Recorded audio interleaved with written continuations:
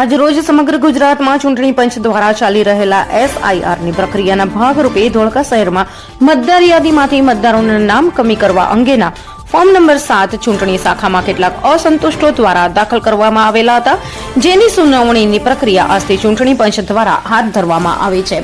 જે સંદર્ભે ધોળકા શહેર તાલુકા કોંગ્રેસ સમિતિનું પ્રતિનિધિત્વ મંડળ દિનેશભાઈ મકવાણાની આગેવાનીમાં ધોળકા વિધાનસભાના ચૂંટણી અધિકારી શ્રી તથા પ્રાંત સાહેબની સવારના 11 કલાકે અર્જન્ટમાં મુલાકાત કરવામાં આવી અને પ્રતિનિધિ મંડળે ખૂબ જ આક્રમકતાથી રજૂઆત કરી આવી કે તમે મતદારોને નોટિસ આપી સુનાવણી માટે પુરાવા સાથે બોલાવો છો.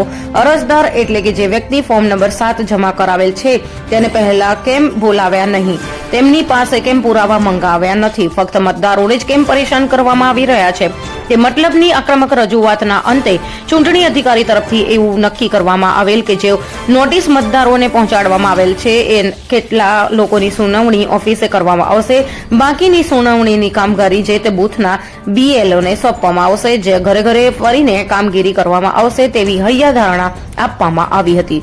રિપોર્ટ ઇદ્રીસ શેખ, ધોળકા. हम दिखाएंगे सच्चाई की खबर चैनल को लाइक कीजिए, सब्सक्राइब कीजिए और हमारे साथ जुड़े रहिए. हम दिखाएंगे आपको सच्चाई की खबर.